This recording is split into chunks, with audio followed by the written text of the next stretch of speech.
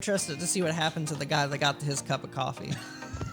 He came home and his dog was dead. It wasn't worth it. It wasn't worth it at all.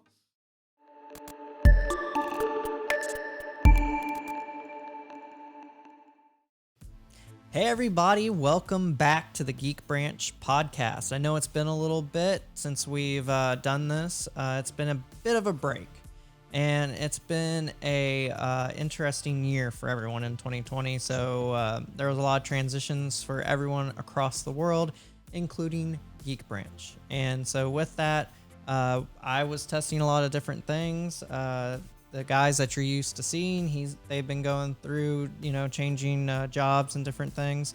And so there was a big transition. But now Geek Branch is back. We got some new faces. We got some new voices. But as I said with my announcement that we were going to be back, it's still within the same roots. So today we're going to be talking about Wandavision, how it has started the phase 4 for Marvel, and comparing it to DC's more interesting streaming movie that came out recently, Wonder Woman 1984. We're going to compare the two, and we might get to some more topics later, but let's introduce everyone. As you know, I am, y'all usually know me as Tim, but I'm going to go with my online name, Eternal Slade, and let me get to the other guys. There is Walkin', the streamer that's more than just a dreamer. Streamer that's more than just a dreamer. He has doing. And then now we got Novell, the man who has just about every plan. Always good to see y'all over there in YouTube. And then we have the Messy Prince. The one thing that he is always messy with is talking to women. Okay, that was uncalled for. But hello. And so this is the group. Did everybody get to see WandaVision? I know Dane, and Chris got to see it. Oh yeah, I mean, so many things that I have that I've been holding back. What about you, Prince? I saw it. I was just kind of about it so far. You weren't crazy about it? Nah, not too really. Not much, yeah. Do you not like the old school sitcoms and stuff? Oh, I love them. I do. Just, with these characters. Because it just feels so weird and out of place. Yep. Yeah, I can see that. I can definitely agree with Kevin Feige, though, in the aspect that where he said that this could only work on TV because no one would sit at a movie theater watching that. It was entertaining, don't get me wrong, but you're not going to go to a movie theater watching somebody trying to make an I Love Lucy TV show. Dude, when they brought that, what's that actor's name? The female actor that came in that's acting like... let me look. I know who you're talking about. She's usually like in comedies. Like she was that... She's usually in like Will Ferrell comedies. Well, the only one I know her from, like to this day, I think she's the same actor from Bad Moms, right? Yeah, that's the same one. My goodness. That one right Catherine there is Hahn. Catherine Hahn? Yeah, Hahn.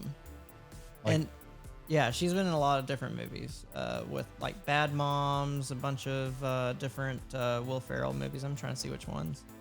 Really? Will Ferrell movies? Yeah, she's been in at least one. Step Brothers. Yes, she was Step Brothers. Remember, right. she was his sister-in-law. Yeah. And she was like she ended up having sex with what's his name? His stepbrother. Put your nuts on my drumstick.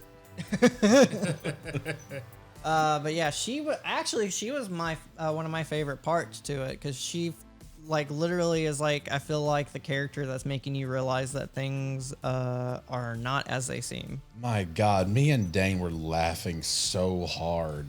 We truly did. Dude. A lot of laughs out of those 2 episodes. Holy cow. And speaking of the 50s and 60s, we got to be quite honest with you here that our host, Eternal Slade's last intro for Messy was one of those 50 style jokes. Because, man, when I say that we cringed hard. Oh my God. It was a good cringe. Yeah. It was a you can't possibly believe that this came across TV and that the FCC didn't shoot it down with a flamethrower type of cringe, you know? Yeah, it was basically Catherine Hahn's character talking to Wanda and telling her how her husband needs to goose her. Goose me before you lose me. Oh my god. Jeez. That would never fly in an old 50s TV show. I mean, I couldn't tell. I just know that it sounded age appropriate, but we shouldn't have heard it. You know what I'm saying? Yeah. Yeah, that one had me rolling. I couldn't think of any reason why that would have came out of anyone's mouth on a TV show, but there it was. We had some, of course, I Dream of Jeannie style gags, of course, throughout the entirety of that episode, which was, you know, a mix of like nostalgia and strangeness, you know, and that's the thing that kind of hits for both of the episodes for WandaVision so far, is that you're familiar with some of these tropes, even though they're long before any of us were actually born, but they are so popularized that we remember them or have seen them in some way. But these characters are also the people that we just saw 2 or 3 years ago in modern times. Yeah. You know, acting like housewife and house husband in a hideaway apartment at the end of Civil War. Yeah, I have to say, Chris and Dane or Novell, pretty well constantly were talking about how weird it was hearing the British accent every little bit from Vision. Man, he is too British for an American TV show. Dude. I was expecting him to pull out a Cockney accent or something real fast when he got that gum stuck in his gears. I was expecting it so much. Was that jarring to you, CJ? Not really. I'm used to the British accents. I like watching those shows and such every now and then. I mean, I enjoy watching British shows too. It was just so weird seeing it in the 50s and 60s type of American sitcom. You know, he's the American dad/husband. He does not sound American at all. Well, it definitely highlighted it a lot when, like, you know, she was talking with her regular American accent, but it, you know, it's kind of hard to hear that as an American accent, even though she was originated from what was it? Sokovia. Sokovia, yeah. And just seeing that just kind of highlighted his British accent, though. Yeah, like You I know? said, every time he's hanging out with the guys, because there's multiple occasions where he's either at work or hanging out with the people from work, he sticks out like the sorest thumb. I mean, like, you know for a fact that he doesn't belong here every time he speaks. So, Especially when he was like trying to get that what was it? He was trying to save his boss or something. Stop it. Stop it. Stop it. Stop it. Stop it. So they put some cool psychological horror moments in the series, and it also involves kind of like a fourth wall break. It's kind of strange because obviously there is a fourth wall Truman Show style in the show itself, and then there's us watching it as if we're almost like the fifth wall, you know? God. And so it goes from the Mrs. Hart, the his boss's wife, at the dinner table making a joke about her husband pretending to choke. And so she's telling him to stop it, you know, like, oh, stop it, don't do that, oh, stop it. And then all of a sudden it goes Gets from closer. there Yeah, it goes 0 to 100 really it. fast. Stop it. Right. She can only repeat that sentence, but you can tell because she's now looking at Wanda rather than her husband that she's telling Wanda to stop it. And then Wanda drops the 50s wife, you know, affections, and then looks directly at Vision and says, save him. It just like almost gives Vision a command. I also want to say how much I love that they decided to get the mom from that 70s show to play that role.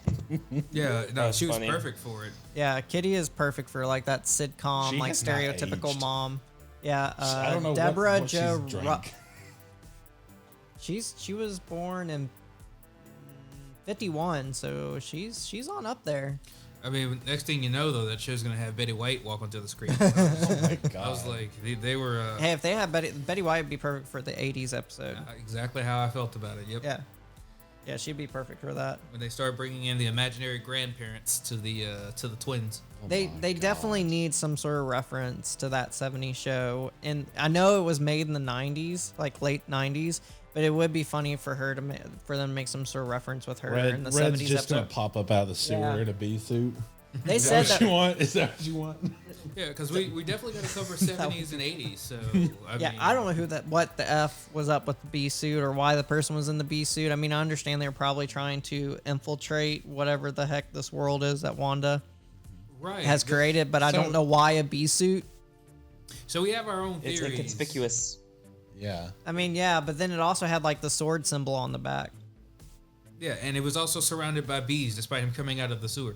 So we have our own theories about like what exactly the situation in the world that they're occupying is, and it's either, at least in my estimation, a version of the Truman Show, where Sword has contained her and is absorbed in watching her like a TV show as she manipulates this world.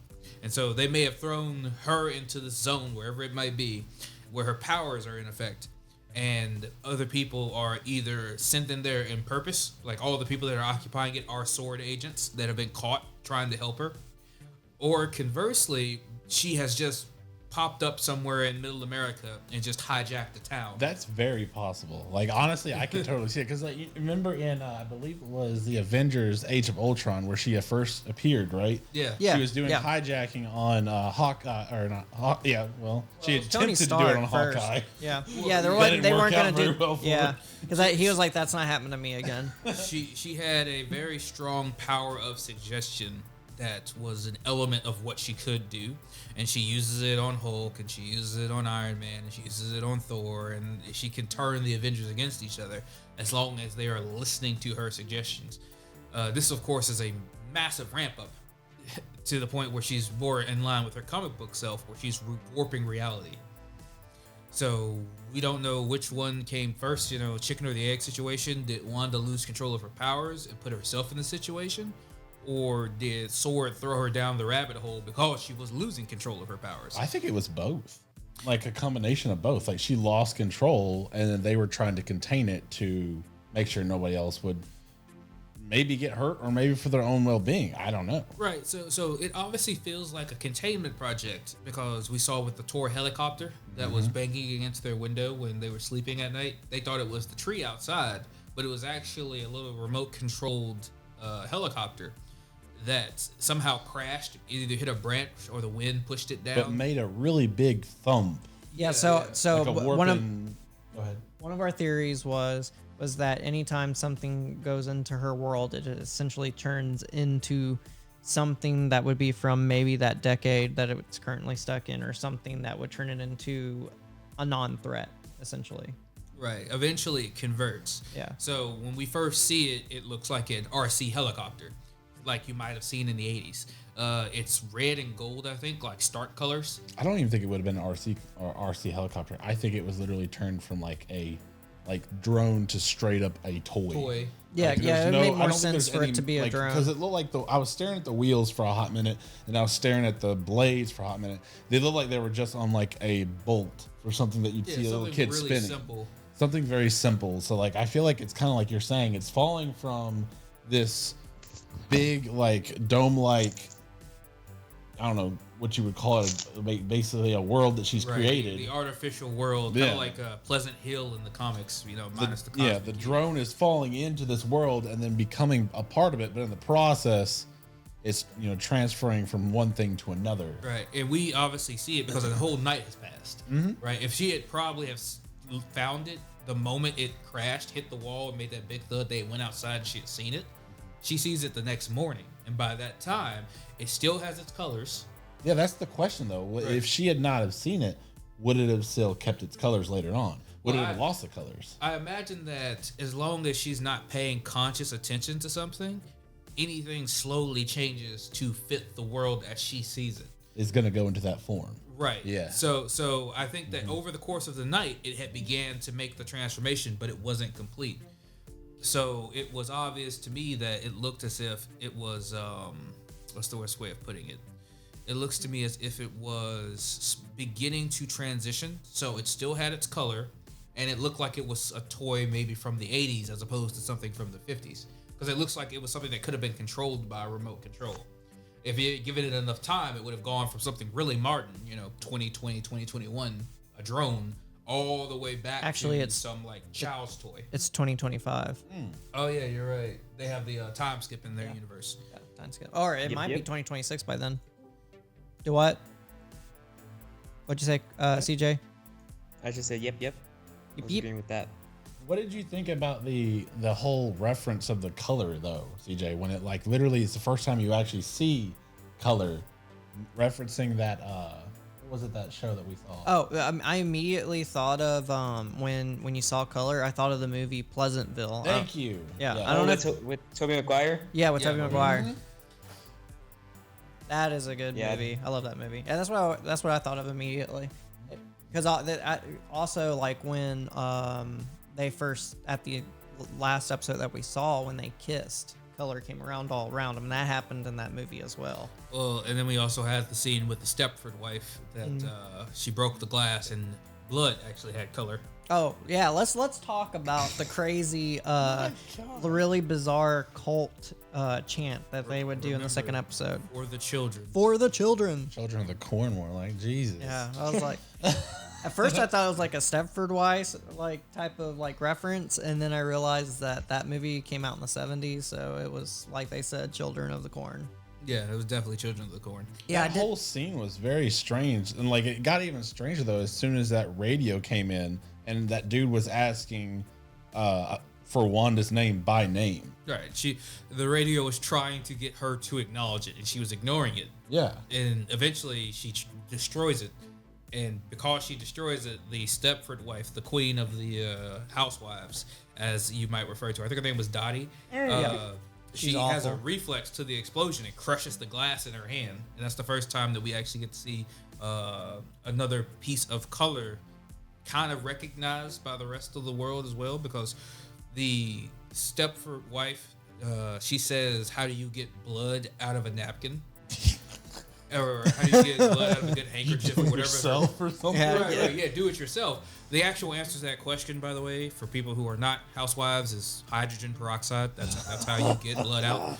But so Do it your damn self. is what No, you say. she said you get a housewife to do it. That's essentially what she said, right. which was like totally a reference that would not fly to today's standards. Yeah, no, there's so many things that were just not PC about about what was going on in that episode. I wish I lived back in those days. I know those were the days.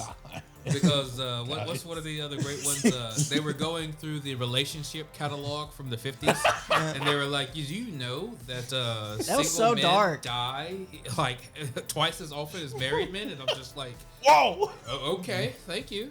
I believe that is a statistic Hey, I if- would have seen in the 50s."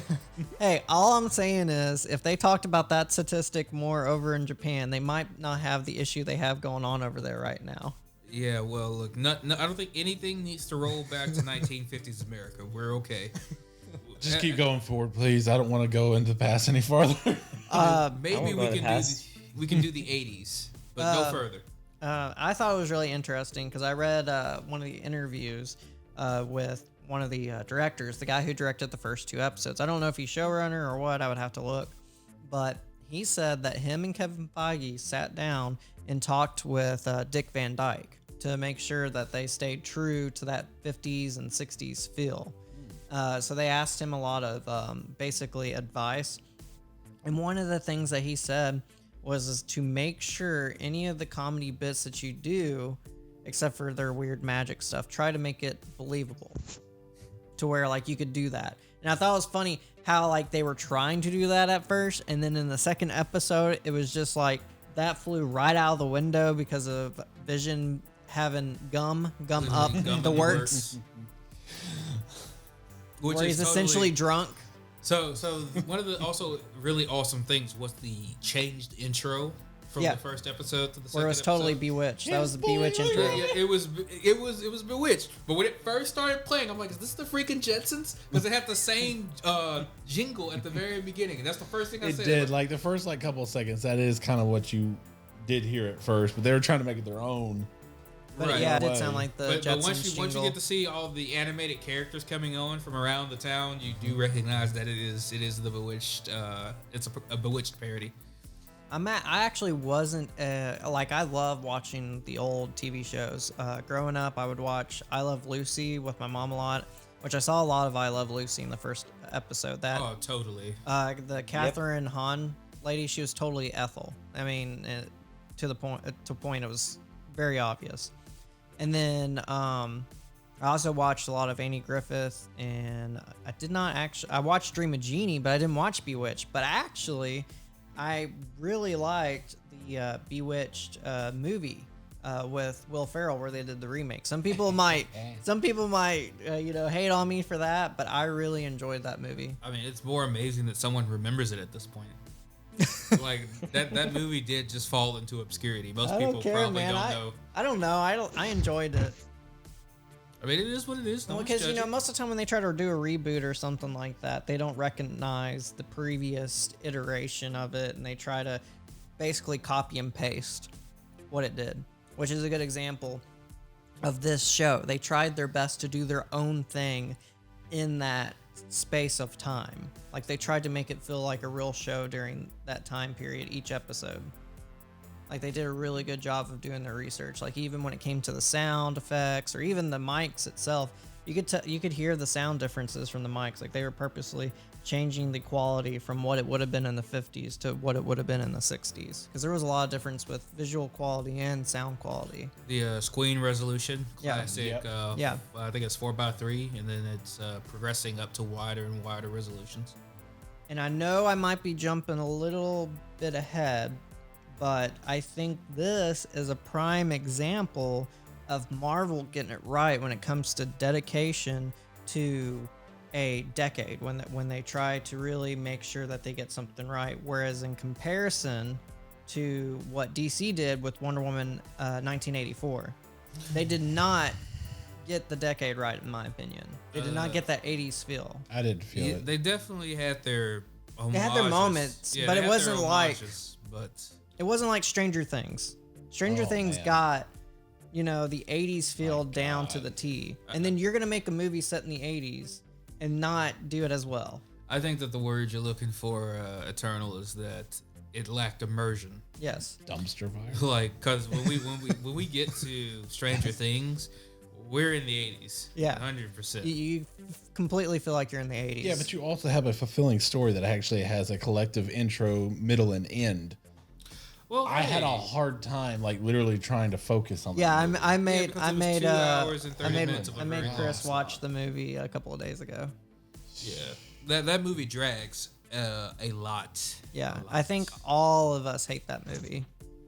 Hell, my dad hated it. Oh, he had to watch it too? Why would you do that to I your didn't dad? make him. He's like, oh, let's watch it together as a family. I was like, are you sure?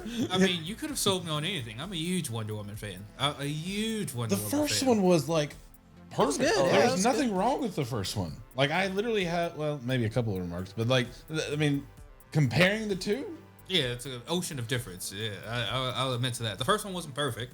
It wasn't what I wanted out of a Wonder Woman movie. But okay.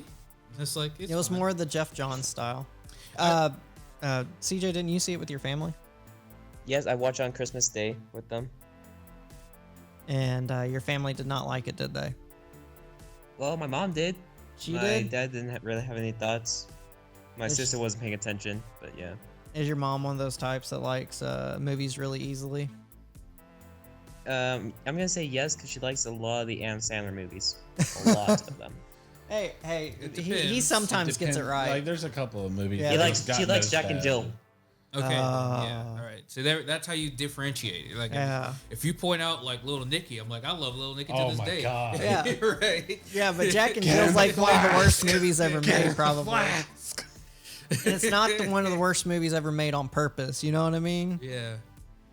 Although, I loved his uncut gems though. oh yeah, that was My great. goodness. Yeah, that was Oh, well, she didn't like that. Well, that's not surprising though, because it kind of sounds like she's kind of the blockbustery type, where she likes the, the more less thought provoking. No offense to your mom, movies. Just by the fact that she liked Jack and Jill. Hey, look, popcorn flicks have their audience. There's no reason for us to be cinema snobs. I know. I mean, I like a lot of the blockbuster-y movies. There's just some that it's just okay, no. And Wonder Woman 1984 was one of those. My mother, I watched it at my in-laws' house on Christmas, and my You mother-in-law. watched this on Christmas Day? Yeah, I watched it on Christmas Day. God. And Yeah, it sounds like a waste Merry of Christmas. Day. my mother-in-law walked away from the room. She's like, "There's too many plot holes. This movie's stupid. I'm gonna go finish cleaning up after all of our Christmas All right, presents." let's talk about the plot holes. What is like the number one plot hole, CJ, that you like thought was like really out there that you didn't really enjoy the most? Like, I know you said that you actually didn't have really much of a problem with it, but like, what out of those contexts, what out of those actual plot holes did you not enjoy that popped out the most? Oh, I didn't really pay attention to plot holes. I just had random questions about the movie, mostly. What's the random About question random you shit. have? Okay, remember how that guy wished for coffee, right? What the Yeah. fuck did he lose? That's Do a you good think he question. lost anything? I Or mean, wait, okay. And this happens after Batman's parents die, right? Did he wish for his parents back? Yeah, that's a lot of people's questions. Because why didn't we see that since it's supposed to be an interconnected universe? Right?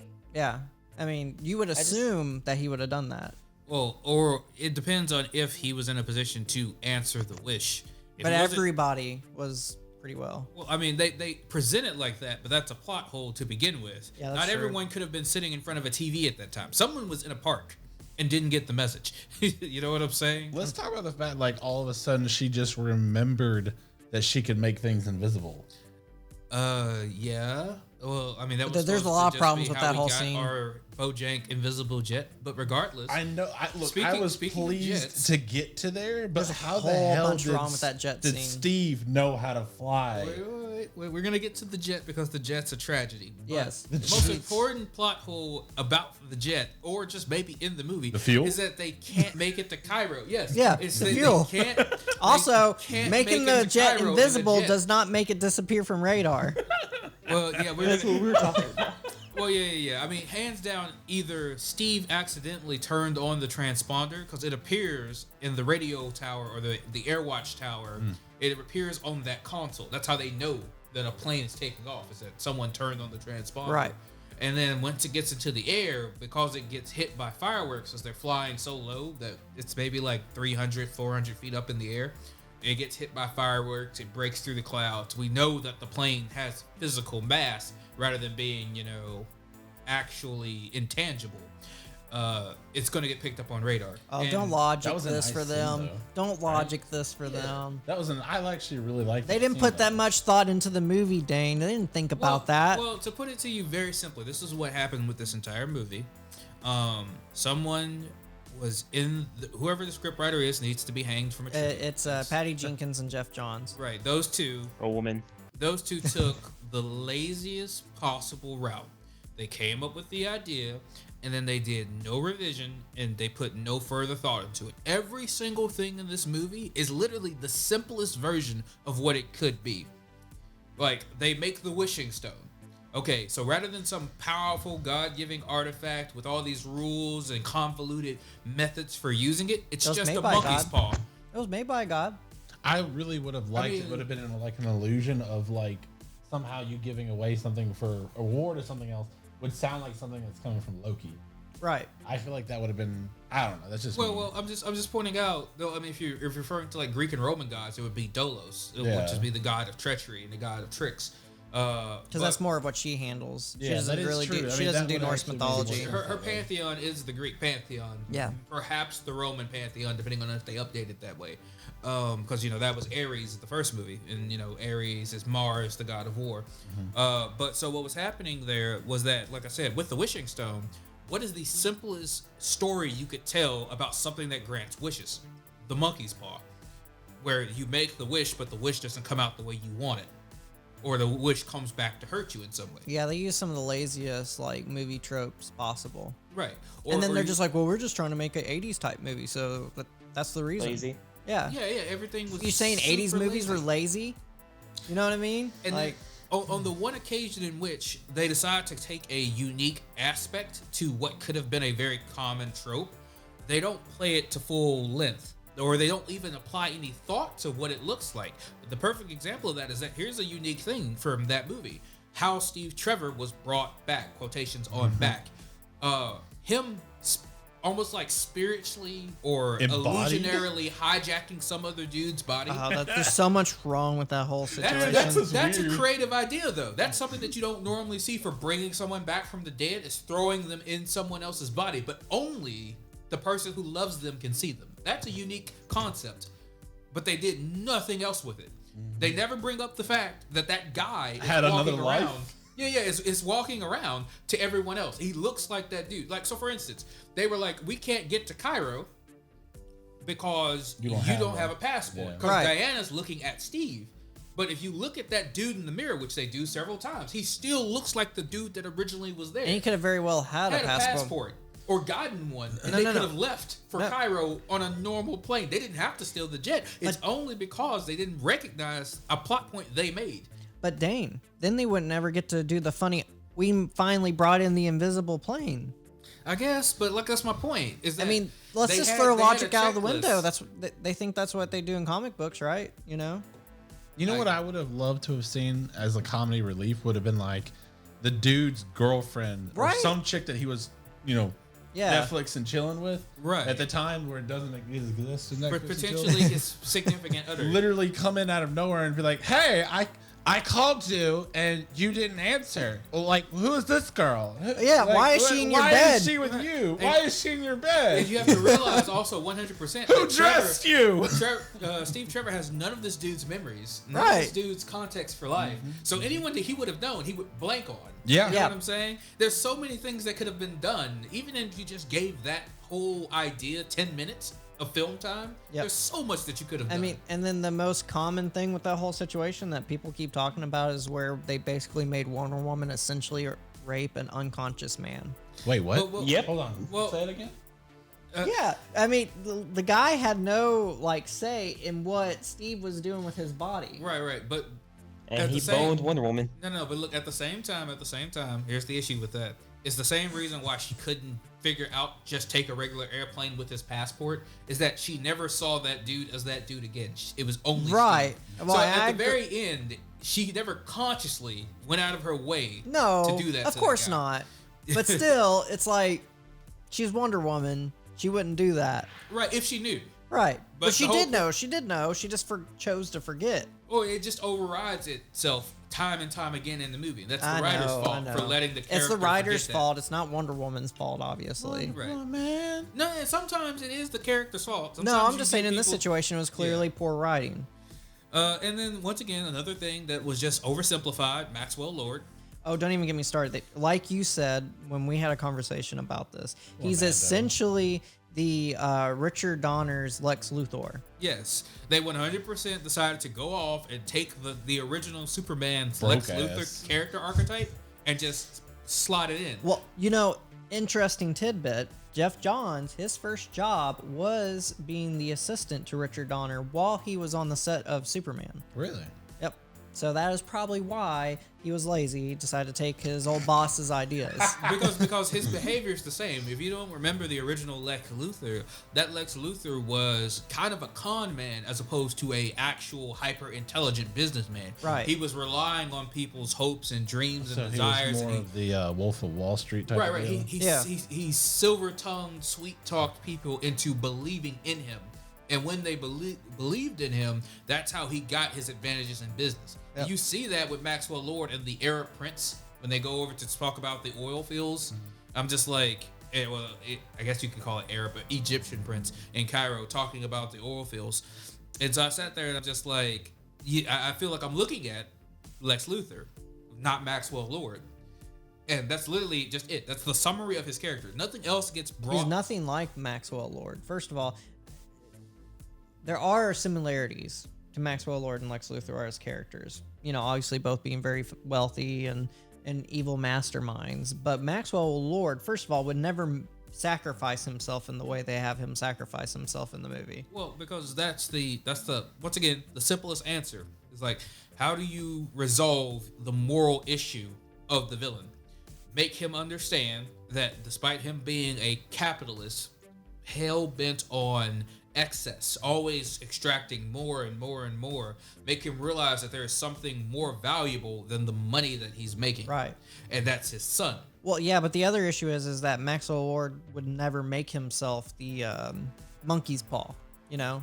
Right. Well, he wouldn't use the thing himself or use it in that way. Yeah, he would just have one of his minions do all the work. Right. Or the same thing with, like, so for instance, another thing to link into is his relationship with Cheetah. Yeah.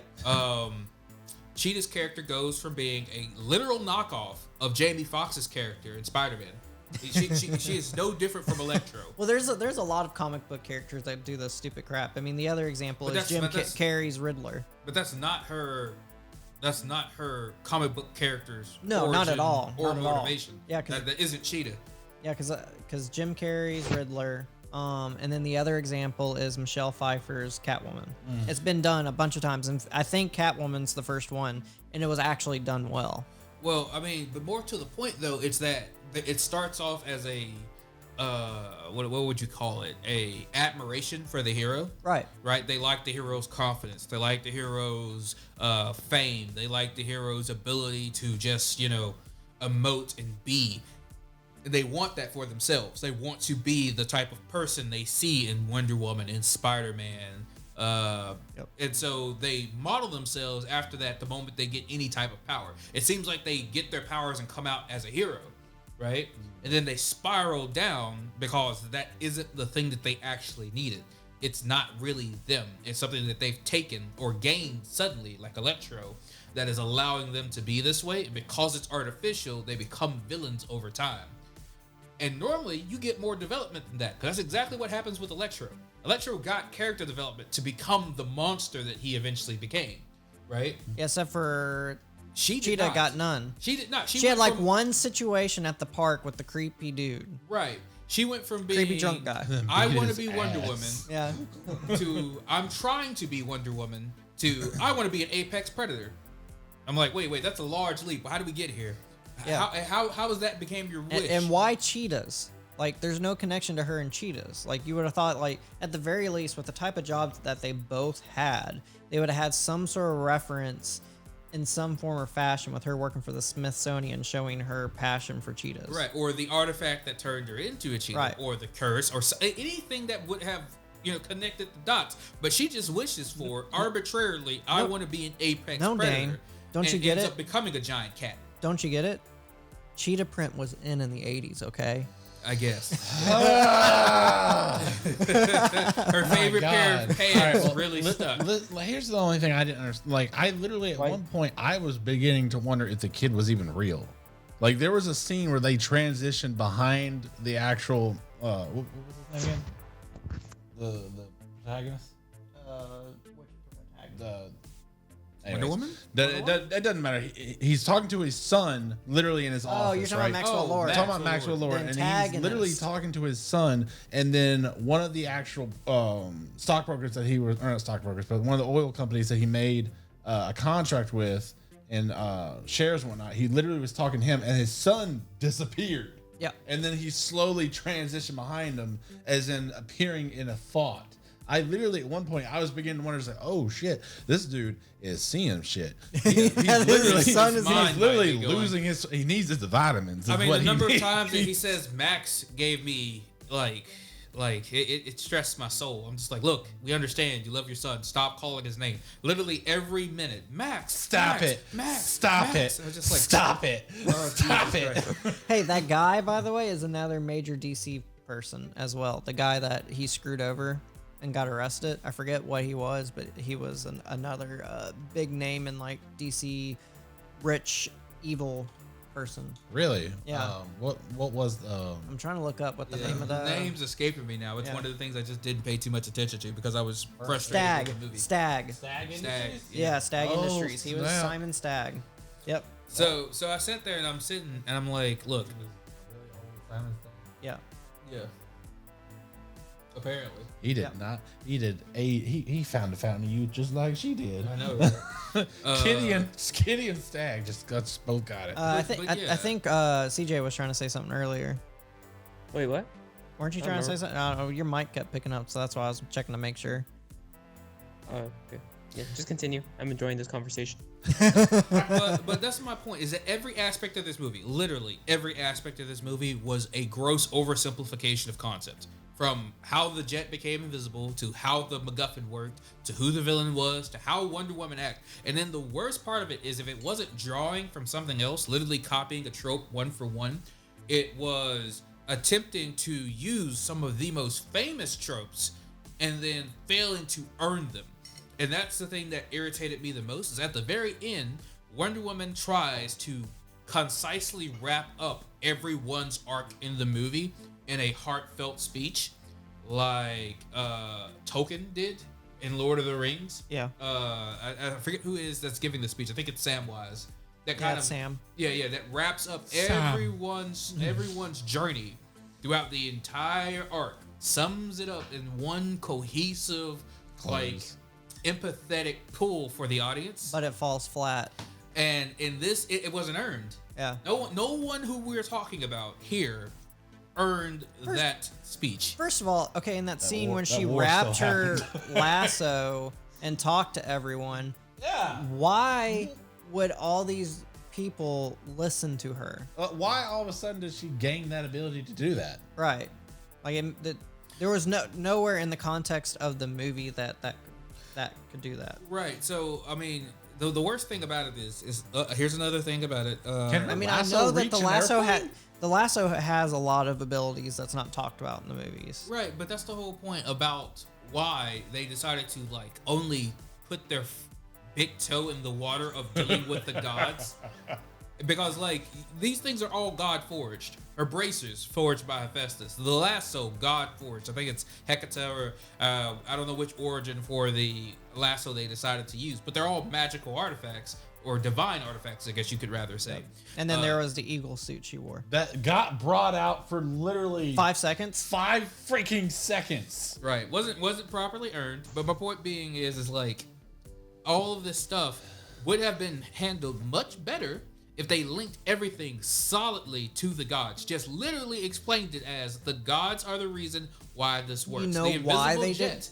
blame it on the gods. Why didn't they do what? You know why they didn't involve the gods so much? Why didn't they? Because the Because they're direct lazy. because they're lazy, yes, but also because Patty Jenkins doesn't like the god stuff. They forced her to, which the third act was not good in Wonder Woman, but they forced her to do the third act in the first Wonder Woman, where she had to have a conflict with Ares, and so she was so turned off by that. Essentially, she just was like, I'm not gonna do much stuff of involving gods in this next movie. Right. Well, that's the major problem with the first Wonder Woman movie, was Ares. Right. Because There needed to be a balance. Well, it's just that Ares wasn't somebody that you fight directly. There is no way, period, especially when you make him a giant monster, which I hate. DC needs to stop doing that. Yeah, Stop Suicide making your villain Squad. a giant blob or monster Batman that you v have to Superman. punch at the end. But that's why they played Justice so much League. Demon Souls, bro. Yeah, whatever. I can't stand that nonsense. Wait. With Superman, he just fights Zod. So. He fights Zod. Though Yeah, Zod so- later comes back as the fake Doomsday. So Yeah, but then that's in Batman v Superman. whatever. My point being is, I don't like it. But yes, Zod is the better example there. Did you watch the Ultimate Edition that adds a whole 30 minutes to it?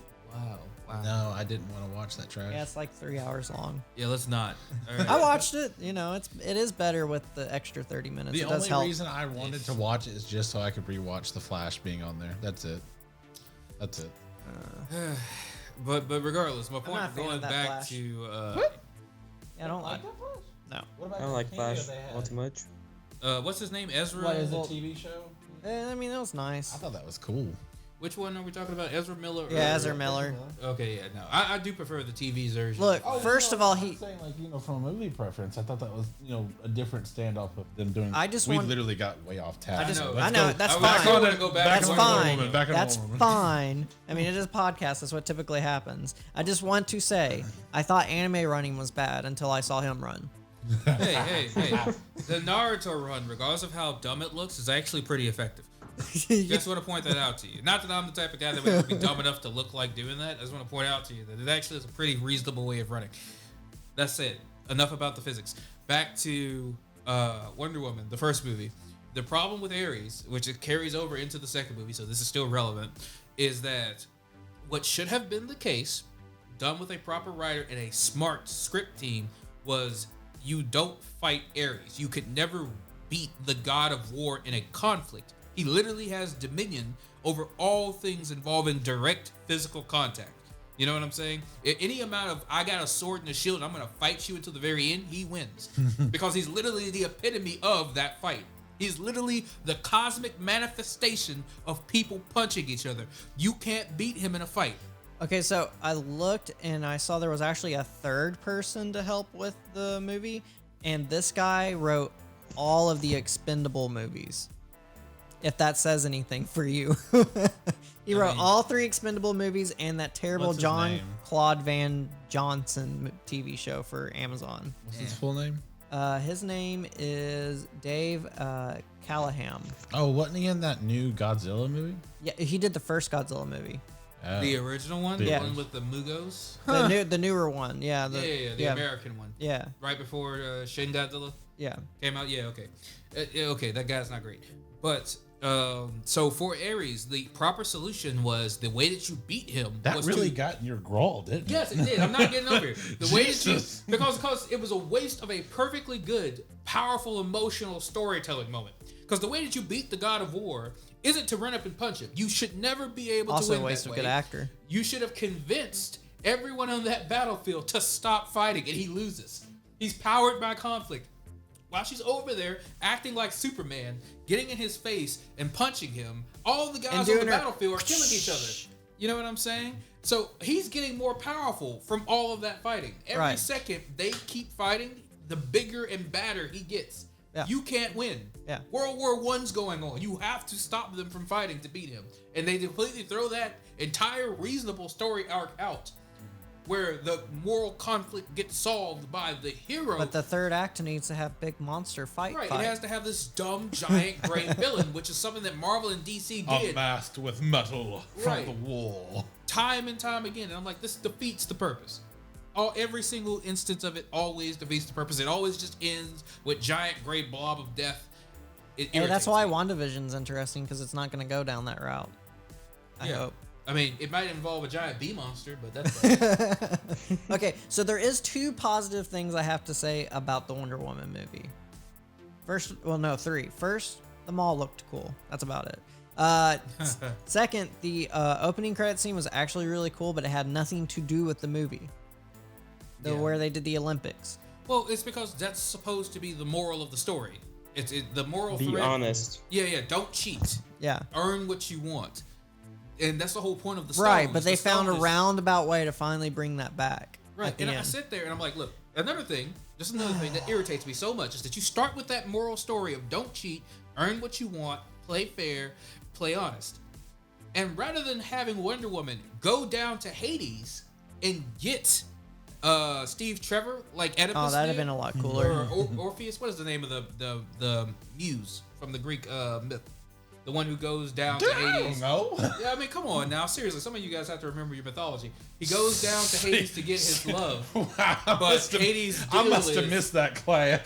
Come on. Hades' deal was you have to... It's Orpheus. Orpheus. I was too busy doing it's human Orpheus. elf. It's Orpheus. Yeah, it's Yeah. Orpheus. Orpheus goes down to Hades to get his love. And the deal with Hades is this. If you can walk out of here with your loved one without looking back behind you to check to see if she's there, you And the take her mu- soul and she The comes back to muse life. is Eurydice. Right. But so regardless, the point being is that the movie's moral points towards that. Not points towards our hero using the wishing stone to suddenly pull Trevor back from nothing. Oh, right here. Yeah. So that really, really just got me. And it was a perfect storyline they could have ran. It wouldn't have taken long. It would have involved the gods. It would have been a great story because then we could legitimately have Trevor back and he wouldn't have to be sacrificed at the end. That wouldn't have had to have been the thing that Wonder Woman lost there. Yeah. And she would have earned it. That would have been fair. To go down and make a deal with a god. Yeah, but then, fair how, trade. but then how would they have had their monkey's paw then, Dane? Because it doesn't have to be Wonder Woman that uses it. Maxwell I know, I'm Lord just could have been messing with abusing you. that thing from the very beginning. She didn't have to use it. She was losing her powers because of it. She could have gotten free coffee. Yes, that would have been worth it. all of your superhero powers for one cup. Or makes endless no traffic. I'm with CJ. I'm more interested to see what happened to the guy that got his cup of coffee. He came home and his dog was dead. It wasn't worth it. It wasn't worth it at all. It would have been funny if it was something as simple as his milk spoiled at home or something like that. But CJ had to go the dark route. I know, right? The worst timeline. Grandma. But No. You told me you were taking your medicine. and when you are Medicine playing fell. around, when you're playing around with an all-powerful MacGuffin, something like that wishing stone, it's very important that you set the ground rules. And originally the rules appeared to be you can't make things appear out of thin air. And that's the reason why we couldn't get Steve Trevor back in the classical sense. You know what I'm saying? Where he just suddenly appears next to her. He had to do the spirit hijacking thing. But it turns out that yes, you can use the stone to make things appear out of thin air. Because that's what happened with every one of those nukes. Yeah. I'm just like, they just appeared. Why didn't he just get a body? Launched. Even in Age of Apocalypse, Apocalypse made them launch all the nukes. These nukes just literally aspirated into existence. So by that logic, if you can create nukes, why can't you create him a body? Right, Steve Trevor. Why do we have to do this thing? That's my point. Everything was so lazily written. I swear they put Also, no thought. the way that they were trying to make that president like Ronald Reagan, but didn't name him Ronald Reagan because he was nothing like Ronald Reagan. He did not look. They like were trying him to take a at stab all. at Ronald Reagan and failed miserably. Right. I mean, and then once again, if you have to introduce a core part of the plot, which is Reagan's Star Wars system, do not do it in the last part of the movie. We've been here for 2 hours. What do you mean you're going to tell me about the president and his Star Wars defense system now?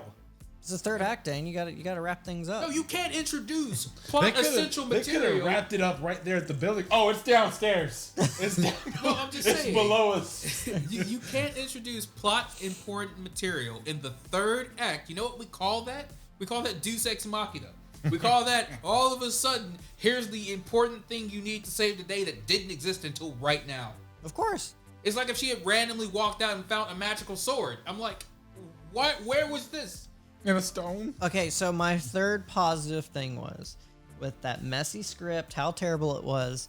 Pedro Pascal did still the best job out of anybody else in that movie. Yeah, I will definitely put a thumbs up for that one too. Yeah, like he did a acted good his job. butt off with Yeah. that script he got. It was a total waste of his character, though. Yeah, I mean it Or was his acting potential. excuse right. me. It was, but he did do well with what he was given. Like you cannot deny that. What else did you like about the movie? Nothing. Nothing else. Nothing else besides him as an actor.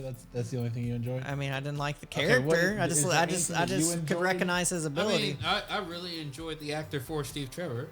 I also enjoyed Pedro Pascal's performance. I preferred Gal Gadot's performance. Yeah, Gal Gadot's great. You know, The actors carried the movie because the script sure failed them. And I'm that's actually the not a thing. big Chris Pine fan. What did you guys think about the actor from SNL that came on there to play his not Catwoman? Jeez. Kristen Wiig did do a good job. Like with what she was given to, like she did a good job of being like that. When she became cocky, she No, did a that's really the good job problem. with that. It's like rather than it being her and her making the character her own, I just felt like she was channeling Jamie Foxx, Electro. I don't think she watched that movie. I mean, maybe she didn't, but regardless, that's exactly what it felt like. She So- probably was channeling. Stevie Wonder. No, Oh God, I'm blind. no, she was probably channeling Michelle Pfeiffer as Catwoman. Because you saw that personality flip. That was a pretty drastic changeover. I feel like at least the Catwoman movie it slowly transitioned No, there. not the Catwoman movie. Batman Returns. Oh, The Tim Burton one. Oh, the Tim Burton one. Yes. Where was- yeah. where her boss essentially kills her, Yeah. but she comes back And to then a life. bunch of kitties. Spirit totem Yeah. of the cat. Yeah. Yeah. Like she was. That was a strange No, iteration of Catwoman. no, don't even get me started on the Halle Berry Catwoman movie. Oh God. No. You know what though? I would watch that movie over instead of Wonder Woman I would 1984. watch that over Wonder Woman. if only because Halle Berry That's was the only reason. amazing looking in that. Yeah, I think that's the reason why most people watch that I movie. plead the fifth on that. My wife may watch this. Sorry. My wife will probably watch this and probably guys, nope. guys. On my head. If you get a free pass to compliment any woman, let it gonna be happen. Halle Berry. I love my Yeah. wife. That's all I gotta say. I love my wife. I love you. If you're watching, baby girl, I just want you to know I love you so much. Don't hurt me. Yes, that's how you express your love, with fear at the end. Yes. Shit. My wife gonna kill you just for that. She's like, I didn't know. I think I'm gonna have to figure out where Tim lives now. Look, hold on a second. Do not throw me under the bus. I'm the podcast minority. I have protections. I have rights. She don't give a shit. She gonna come after your ass. Go come up here and get terminated. Literally, you're gonna wake up and be like, hey. What the fuck? How did you get in here? Your window was broken. You're like, all right, man, that's too terrifying for me. Thank you. All right, You can tell your wife to not be the T800. What is our next subject? Do we have another subject? We do have another subject, and it has nothing to Prince do asked with something. these movies. Huh? Prince asked something.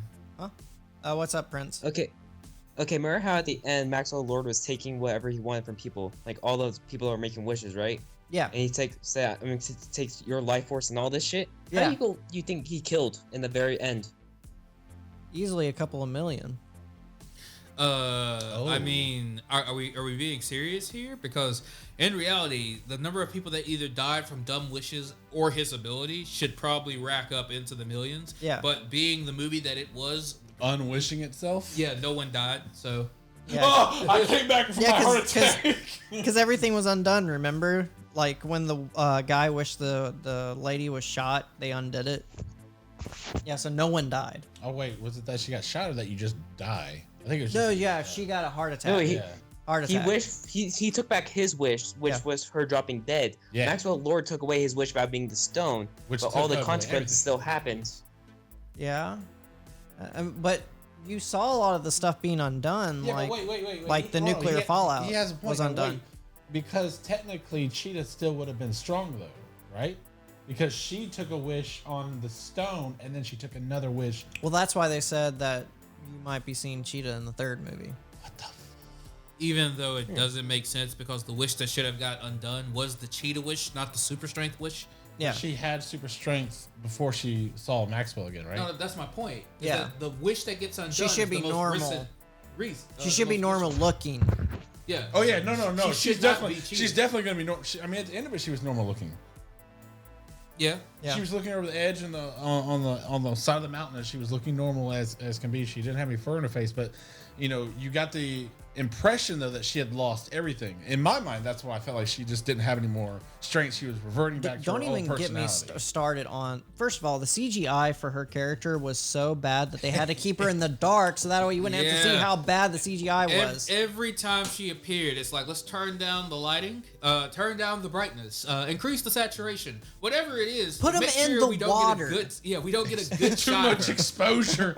Too much exposure. Yeah, it was pretty bad. And then they decided the Black Panther, the fight with the slow mo. I'm like, You know what I love? Please stop.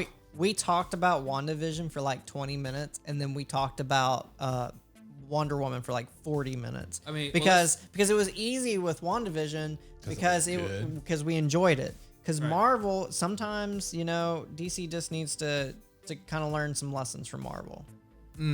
I think there's a balance that DC needs. Because I hate when DC picks up the Marvel humor. Well, no. I'm not talking about the Marvel humor. The issue with DC is, so before the issue was that there was too much studio meddling. Now there is nothing from the studio being involved pretty much with the production. So they're letting the directors make all the choices. What they need is they need a Kevin Feige. He doesn't have to be someone that's into comedy. He has to be someone that can keep that world cohesive and make sure that movie is worth making. Well, True. I mean, just DC in general consecutively destroys any universal continuities it has or builds up. Like the DC animated universe used to all share one long Yep. continuity. Yep. That's all gone. Yep. They destroyed that. The DC comic universe, one long continuity, and then Bat Metal hit, and they basically destroyed that. Or they rebooted it again. Yeah, but the With movies don't Rebirth. have to do that. I mean, that's the issues the movies are having. Like, I agree that there can be a multiverse for the movies, but at least they just need a overhead guy that is watching over all this stuff, just like Kevin Feige is for Marvel, essentially. They can still do their multiverse stuff.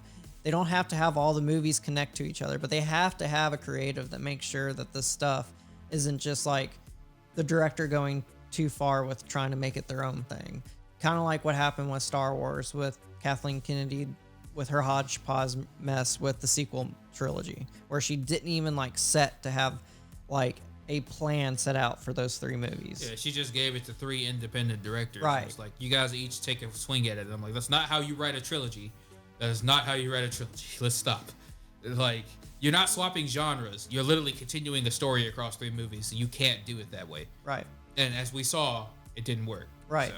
And, you know, Star Wars is learning their lesson and using the Mandalorian as a way to build up their universe properly again, Thank we you, hope. Jon Favreau. Yeah. Thank you. Yeah, thank you, Jon Favreau. Jon Favreau is essentially the Kevin Feige of Star Wars now.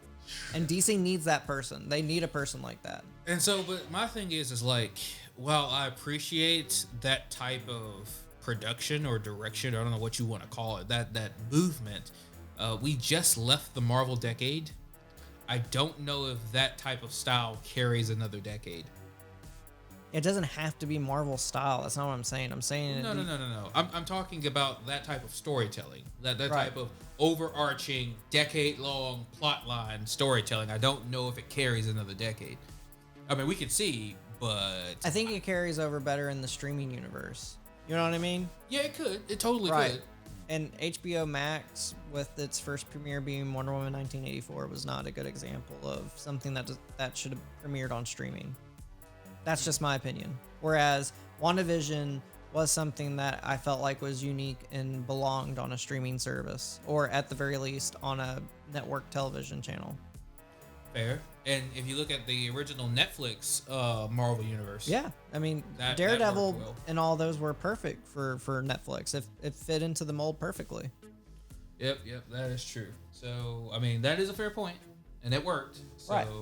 we're going to have to see what DC can actually pull off to see if they can recover. Because, honestly, what DC needs to do, despite the fact that it involves wasting a lot of the talent that they've built up for themselves, is do a reboot. Which is what I'm hoping they're doing with that Flash movie. Right. Taking the reboot route would probably reset them and allow them to play forward pretty strongly with the things that they have left. Because you can keep some things in the reboot that didn't directly have influence on it, like the Joker movie. Right. You could do the whole make it the new 52 universe or the rebirth universe, whatever you want to do it, you know. Yeah, and I mean, I hate that it wastes some of the amazing aspects of the movies that were built up to this point, but it also fixes the flaws that's been weighing down the DCEU. Yeah, and I'll tell you, DCEU, of course, another conversation for another time, but the biggest thing that weighed down the DCEU was Jeff Johns. Seemingly so, yeah. Yeah, there's a lot of, and y'all can do y'all's own research, but there's a lot of things that point at that he has a long history of meddling with the movies and not wanting to work or play ball with the directors. There has to be a balance. There has to be a cohesiveness with the director and the creative. So that's all I think we got to say about the comparison from Wonder Woman and from WandaVision. We're going to have another episode. We're going to be discussing about all the announcements about the Lucasfilm games. There's a lot of stuff that's been going on with that, and it's pretty exciting. So we got another episode coming up. So please watch that one. Hit that subscribe button and go ahead and punch that screen and hit it for that like button. Thank you for watching. Thank you for listening. And as I always say, thank you for letting me and everyone else get to the root of our geek culture with you.